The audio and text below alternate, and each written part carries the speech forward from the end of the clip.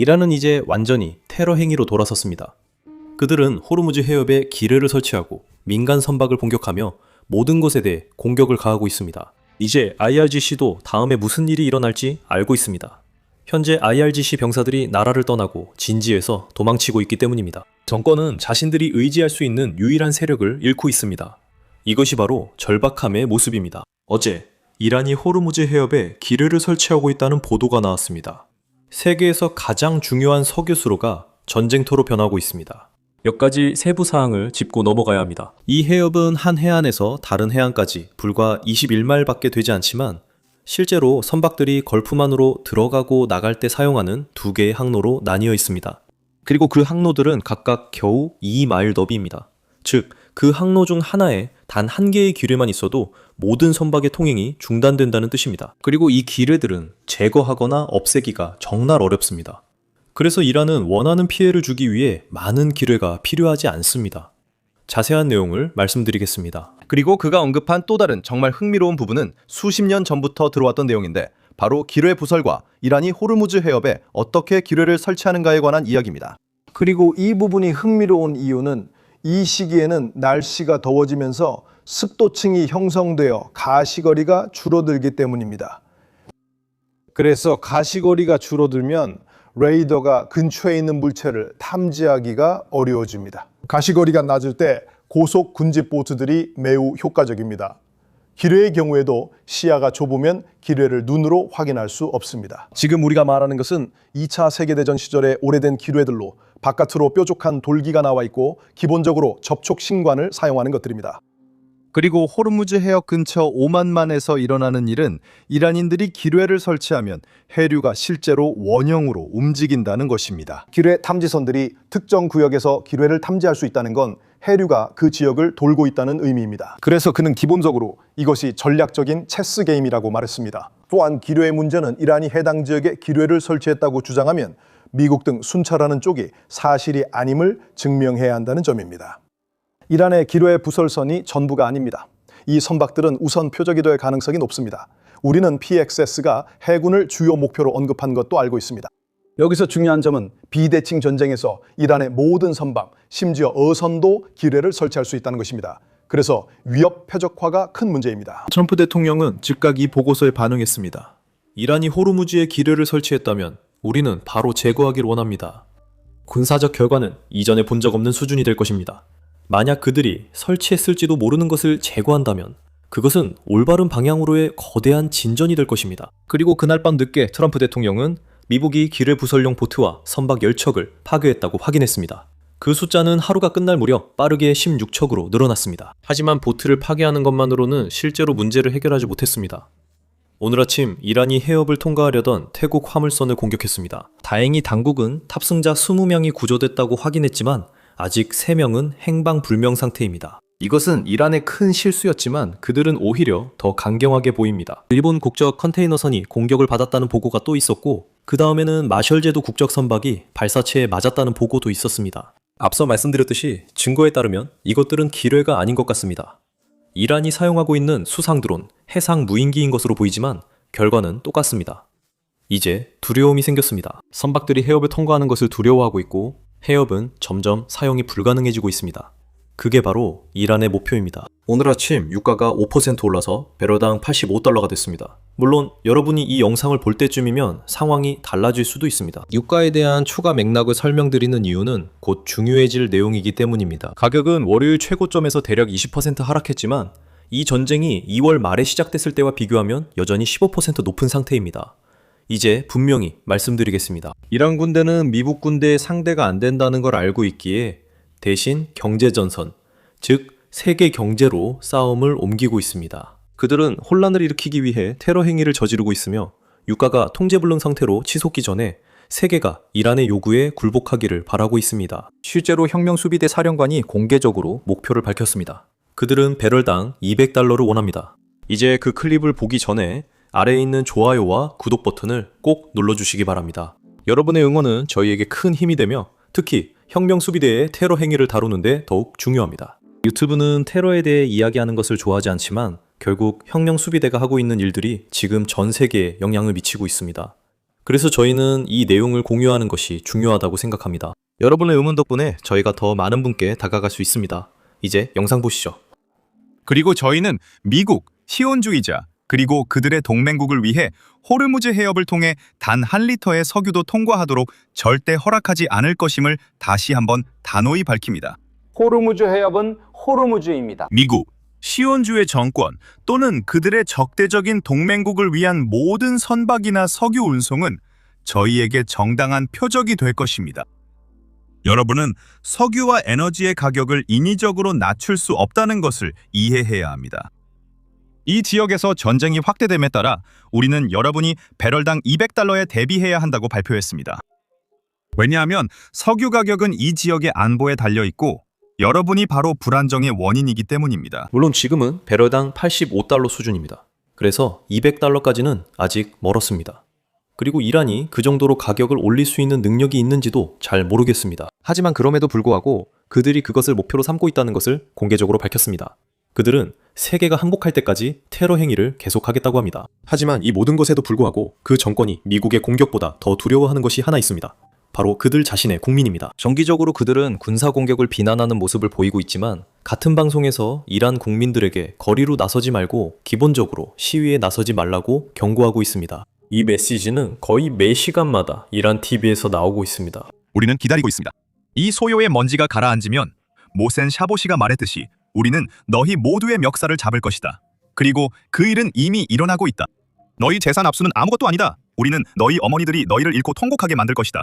지금 어리석은 생각을 가지고 있고 상황이 혼란스럽고 뭔가 해야 한다고 생각하는 너희들. 이 메시지는 국내외에 있는 너희 모두를 위한 것이다. 이 영상 잘라서 듣기 좋아하는 사람들에게 보내라.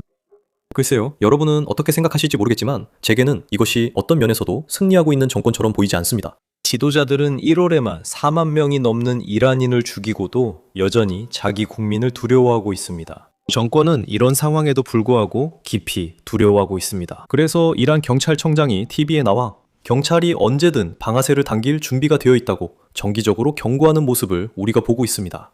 그러니 밖에 나가지 말라는 것입니다. 그게 자기 나라 경찰한테 들을 말입니까? 제가 과장하는 게 아닙니다. 직접 들어보십시오. 지금부터는 적의 요청에 따라 거리에 나오는 사람은 더 이상 시위자로 보지 않겠다. 우리는 그들을 적으로 보겠다.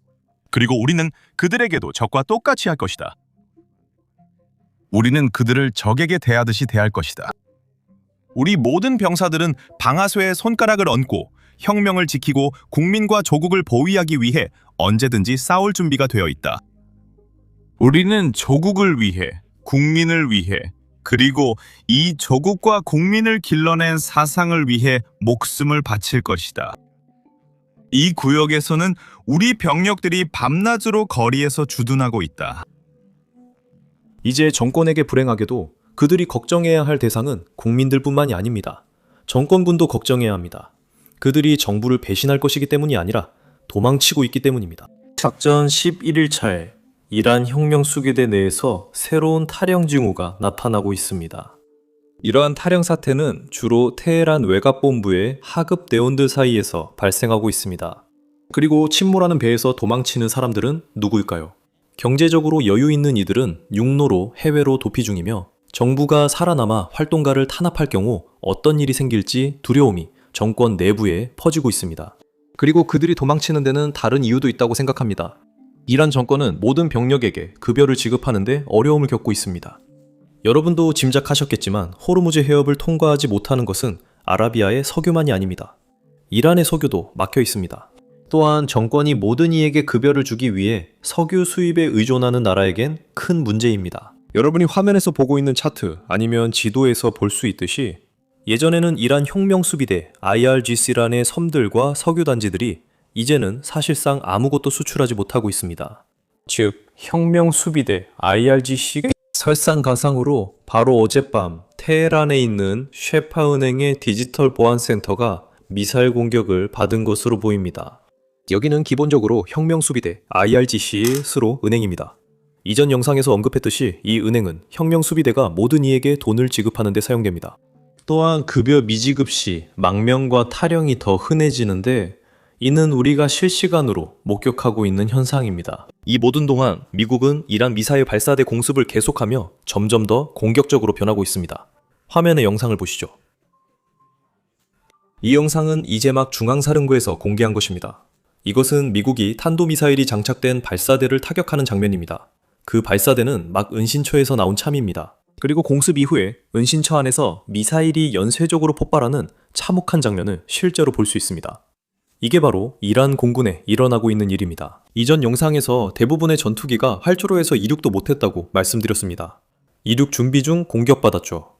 이제 같은 일이 그들의 미사일에도 벌어지고 있습니다. 개전 초기에는 미군과 이스라엘군이 미사일 발사 뒤 발사대를 타격했지만 이제는 미사일 발사 전 발사대를 먼저 타격하고 있습니다. 감시 능력이 정말 압도적입니다.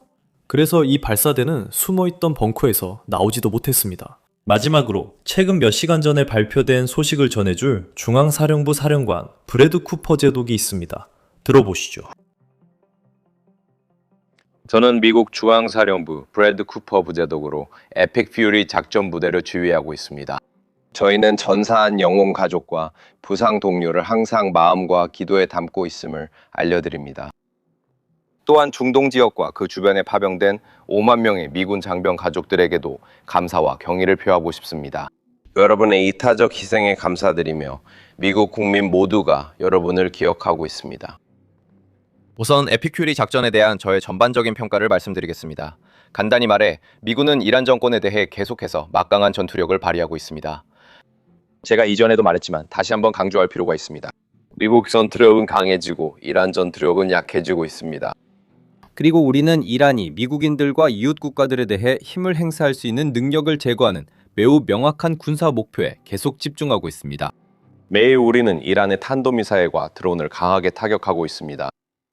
지금까지 우리는 다양한 정밀 무기 체계를 사용하여 5,500개 이상의 목표물을 이란 내에서 타격했으며 그중 60척 이상의 선박도 포함되어 있습니다.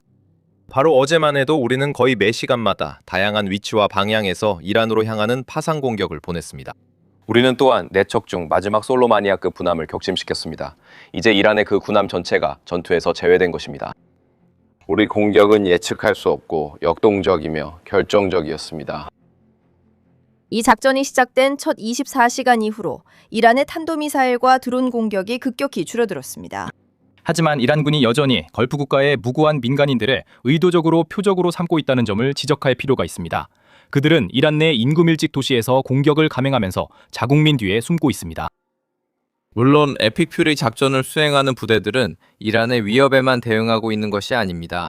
우리는 이란 방위 산업을 타격하고 미사일과 드론을 공격해 체계적으로 해체하고 있습니다. 바로 어젯밤에도 우리의 폭격기 무대가 대형 탄도미사일 제조 시설을 타격했습니다. 그러니까 오늘 우리를 공격하는 것만이 아니라 앞으로의 위협도 제거하는 것입니다. 이제 미국 합동군의 노력으로 얻은 몇 가지 결과를 보여드리겠습니다. 여기 보시는 것은 이란의 잼론급 군함, 대형 순찰선, 드론 밀수 선박, 그리고 4척의 다른 수상 전투함이 오만만의 차바하르 항구에 정박해 있는 모습입니다. 이 사진은 우리가 에픽 퓨리 작전을 개시하기 전날 촬영된 것입니다. 나흘 뒤 같은 부두입니다. 모든 선박이 작전 불능입니다. 이 바얀다르급 수상함은 공격을 받아 옆으로 넘어졌습니다. 또 다른 예시로 호르무즈 해역 근처 이란 해군기지에 2척의 이란 전투함이 정박해 있습니다. 이는 작전 시작 몇 시간 만의 일입니다. 그리고 3일 후 우리가 정밀 무기로 타격한 뒤 둘길에 휩싸인 그들의 모습입니다. 수년 동안 이란 정권은 국제 해역에서 상업 선박과 미군을 위협해 왔습니다. 우리 임무는 호르무즈 해협에서 그들의 전력 투사 및 선박 괴롭힘 능력을 제거하는 것입니다. 공중에서는 첨단 전투기들이 연이어 출격하여 매일같이 적에게 지속적인 압박을 가함으로써 공군력을 집중시키는 데 성공했습니다. 우리의 지배력은 혼자만의 노력이 아니라 굳건한 동맹의 힘을 보여주는 증거입니다. 우리는 이 대규모 작전에서 이스라엘과 계속해서 긴밀하고 효과적으로 협력하고 있으며 중동의 모든 파트너들과도 함께 협력하고 나란히 임무를 수행하고 있습니다. 우리는 이란이 미국인과 우리의 친구들을 위협하는 능력을 제거하고자 하며 이는 치명성, 정밀성, 신속한 혁신을 결합해 이루고 있습니다. 우리가 완전히 새로운 방식으로 치명적인 효과를 내는 방법 중 기밀이 아닌 몇 가지 예를 보여드리겠습니다. 첫째로 우리 전투원들은 다양한 첨단 인공지능 도구들을 활용하고 있습니다. 이러한 시스템들은 방대한 양의 데이터를 몇 초 만에 분석할 수 있도록 도와주어 우리 지휘관들이 혼란을 뚫고 적보다 더 빠르게 현명한 결정을 내릴 수 있게 해줍니다. 인간이 언제 무엇을 쏠지 쏘지 않을지에 대한 최종 결정을 항상 내리겠지만 첨단 인공지능 도구들은 예전에는 몇 시간, 때로는 며칠씩 걸리던 과정을 몇 초 만에 처리할 수 있게 해줍니다. 저는 미국 군대 모든 군종에 계속 깊은 인상을 받고 있습니다. 팀이 임무를 훌륭히 수행하고 있습니다. 제가 말씀드렸듯이 우리 합동군의 타격 작전은 계속되고 있습니다. 저는 우리가 이란의 광범위한 지역에서 명백하게 제공권을 행사하고 있다고 평가합니다. 우리는 중동에서 가장 통합된 방공망을 갖추고 있으며 육군, 해군, 공군, 해병대, 우주군 팀의 방어 작전이 훌륭하게 수행되고 있습니다.